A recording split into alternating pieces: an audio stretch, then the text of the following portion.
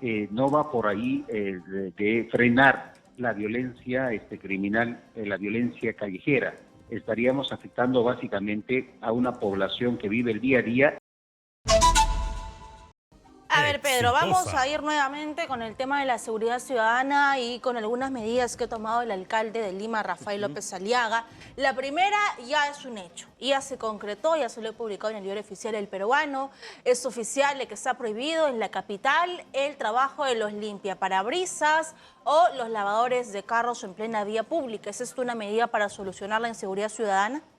Claro, porque estamos viendo que se sigue atacando el problema y no se está buscando atacar la solución. Y además, y yo me pregunto algo, Katiuska, si tú prohíbes que los limpiaparabrisas o esas personas que ejercen ese oficio en la vía pública trabajen de esa manera, me tienen el mismo saco a todos, a los malos y a los buenos, ¿qué va a pasar? Ellos van a buscar de una u otra manera otra fuente de ingreso económico generando otro problema social, a la larga. Y si hay personas de mal vivir que está dentro de ese oficio de limpiaparabrisas, van a terminar delinquiendo de otra manera. Es muy simple, si no limpio lunas, entonces vendo caramelos, pues. De una u otra forma va a saltar si es delincuente. De una u otra forma. Vamos a la comunicación en este momento que vamos a sostener inmediatamente con el exministro del Interior, Rubén Vargas, a quien lo tenemos ya enganchado telefónicamente. Señor Vargas, buenas noches, bienvenido, exitosa. Muy buenas noches, gracias por la invitación. A usted, muchas gracias. ¿Cuál es su opinión frente a las medidas que se vienen adoptando aquí en Lima para acabar con la inseguridad ciudadana? La prohibición de los limpiaparabrisas, ¿es una solución para usted inmediata? No, en absoluto. Son básicamente anuncios efectistas, anuncios demagógicos que no van en la línea seria, responsable de enfrentar a un problema tan difícil, tan complejo como es la inseguridad. Lo que pasa es que ahora que ya están pasando los problemas ambientales de la lluvia, de los huaicos, de las inundaciones, de las protestas sociales, estamos empezando a ver la realidad, la trágica realidad de los temas centrales que afectan nuestra vida cotidiana, y una de ellas, sin ninguna duda, es la inseguridad ciudadana. Y a partir de esa constatación, después de que ya han pasado todos los otros temas que nos distraían, estamos ahora viendo la magnitud del problema, y frente a esa magnitud del problema, nuestras autoridades, tanto del gobierno nacional como la autoridad municipal, están empezando a hacer fuegos artificiales para tratar de decir que están haciendo algo, para tratar de decirnos que también están preocupados, pero que lamentablemente las acciones, las decisiones que nos dicen que van a tomar, básicamente, insisto, son anuncios populistas que no tienen ninguna racionalidad ni evidencia empírica de que puedan funcionar. Primero, el asunto de los limpiaparabrisas. Obviamente que hay que lamentar el asesinato y las acciones las acciones violentas que a veces se registran en este oficio en las calles de Lima, pero creo que no va por ahí de frenar la violencia criminal, la violencia callejera. Estaríamos afectando básicamente a una población que vive el día a día, y principalmente, y esto es el principal efecto negativo que se podría generar, es que a esa población mayoritaria que vive en realidad mendigando con el pretexto de limpiar el parabrisas, vamos a llevarlos a la ilegalidad para que se generen situaciones probablemente mucho más complicadas que de las que se producen al limpiar el parabrisas. Eso es número uno.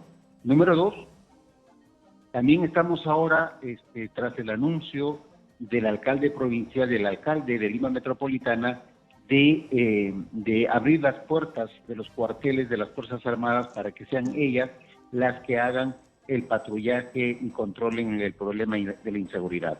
Yo quiero recordar, a veces nuestra memoria colectiva es muy frágil, de que el señor Castillo, el expresidente Castillo, durante su gobierno, ya tomó esa medida. Declaró el estado de emergencia en Lima y Callao, que hasta hace poco recién se levantó, y también ordenó para que las Fuerzas Armadas realicen el patrullaje junto con la policía y en coordinación con los municipios. ¿Cuál ha sido el resultado? Absolutamente un fracaso. absolutamente un fracaso. Y ahora el primer ministro, el señor Otárola, nos dice que va a incluir en la policía o va a capacitar a 5.000 licenciados de las Fuerzas Armadas que van a salir próximamente. Nuevamente, el señor Pedro Castillo, en su discurso ante el Congreso en 28 de julio, también anunció exactamente la misma medida y también fracasó en su implementación.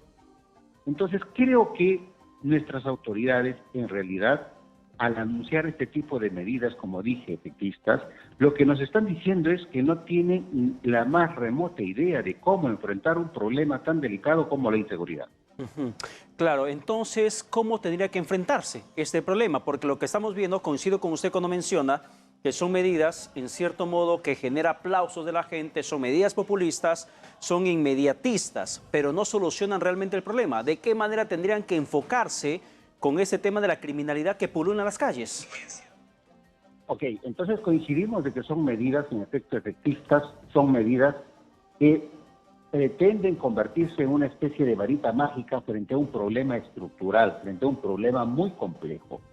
Y el problema de la inseguridad no es solamente un problema de responsabilidad de la Policía Nacional, es un problema transversal, es un problema interagencial, es un problema cuya responsabilidad de enfrentar abarca a varios sectores del gobierno central y también, por supuesto, a los gobiernos subnacionales, especialmente municipales.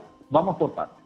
Empecemos de cómo enfrentar al crimen organizado, que es muy distinto a cómo enfrentamos al delito callejero, al raquetero. Son situaciones de inseguridad cuya amenaza vienen de estructuras criminales totalmente distintas.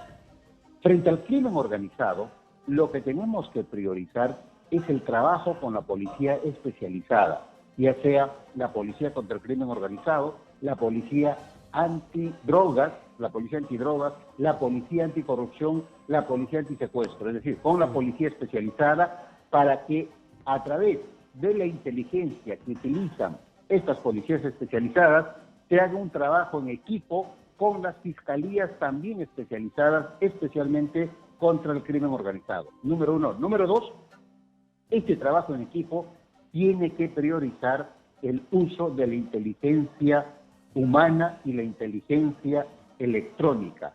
Y ahí sí hay un problema. Necesitamos que el gobierno, el sector interior, fortalezcan, prioricen y doten de tecnologías que le permitan a la policía especializada enfrentar, por ejemplo, las situaciones de extorsivas que se están desbordando. Allí necesitamos tener las tecnologías y el software y las consolas que nos permitan hacer la geolocalización, la georreferenciación de los teléfonos que están utilizando los criminales, número uno. Número dos, necesitamos, y este es un trabajo, como dije, coordinado con otros sectores, que tanto la Policía Especializada, el Ministerio Público y el INPE, el Instituto Nacional Penitenciario, que depende del Ministerio de Justicia, tomen realmente el control de los penales. Porque los penales son los que se han convertido en las bases de operaciones del crimen organizado. Los penales se han convertido en esa especie de call center desde donde se realizan las llamadas extorsivas. No podemos controlar la extorsión ni las operaciones del crimen organizado y de las bandas si no tomamos el control de los penales, y en este momento los penales están desbordados, fuera de control, y eso no puede seguir. Número 3, necesitamos que se tenga una decisión clara frente a el problema de las economías ilegales, especialmente el tráfico de drogas, la coca ilegal, la minería ilegal. Si no se tiene una decisión clara de enfrentarlos, entonces por supuesto que vamos a seguir observando al sicariaje y a las manifestaciones del narcotráfico que están asesinando no solamente a dirigentes comunales, sino también la violenta expresión que se presentan, por ejemplo, en el Callao y en toda la franja costera. Eso de manera rápida frente al crimen organizado. ¿Qué hacer frente al crimen cotidiano, a los raqueteros, a esos que están matando por robar un celular, por robar una mochila, por robar hasta la bolsa de mercados de las amas de casa? Ahí se necesita trabajar de manera conjunta con los alcaldes que tienen cuerpo de serenos y se realicen el patrullaje integrado. Se necesita allí un trabajo articulado con los alcaldes, las comisarías y la policía. A veces se nos dice que la policía faltan efectivos que no se les ve en la calle. En efecto, no se siente la presencia policial. Pero ojo, tenemos 140.000 efectivos a nivel nacional. Somos 33 millones de peruanos. Es decir, hay más o menos un policía por cada 235 personas. Hay un Eso déficit. es en promedio a nivel mundial, a nivel internacional, ese es un promedio absolutamente razonable, aceptable. Entonces, lo que necesitamos es mejorar la gestión del personal policial que no sabemos dónde están. Y a eso me refiero con mejorar la gestión de la policía. Y sobre por los supuesto, serenos, señor insisto, Vargas. necesitamos tener un trabajo integrado con los municipios, con los serenos en esta fórmula que creo que es correcta, que creo que es importante del patrullaje integrado.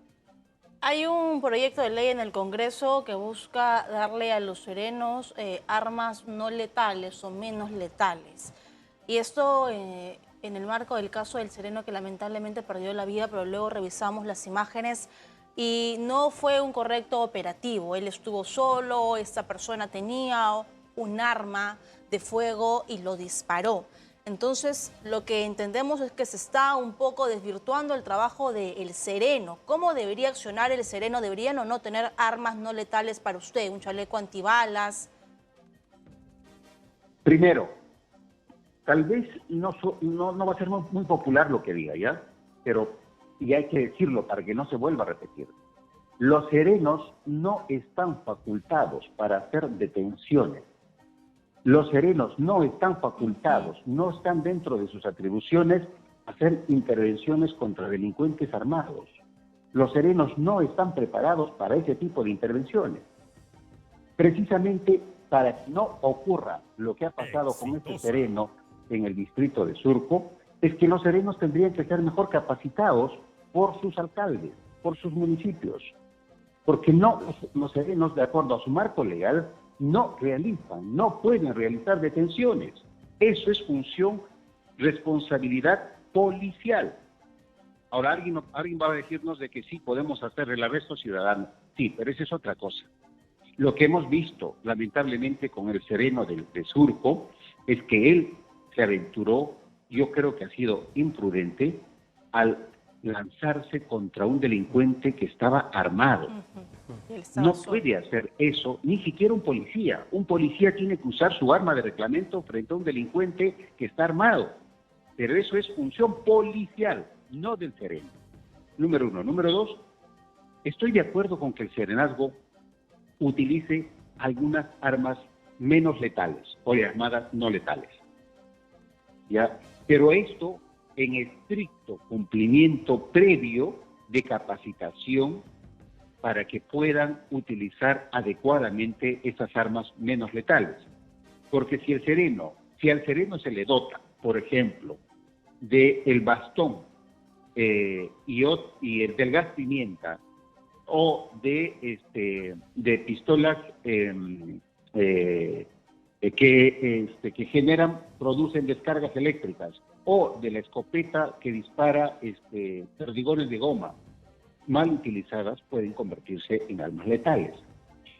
Pero todo esto, nuevamente, tiene que considerarse dos cosas. Uno, el marco legal de las actuaciones de los serenos, que es básicamente acciones preventivas, no es realizar detenciones, no es intervenir a delincuentes armados. Número uno, y número dos, tienen que ser capacitados. No se le puede entregar armas menos letales a serenos o a los municipios que no hayan certificado la capacitación respectiva para el uso de esas armas llamadas no letales o menos letales. Bien, muchísimas gracias por la comunicación telefónica alcanzada, señor Rubén Vargas.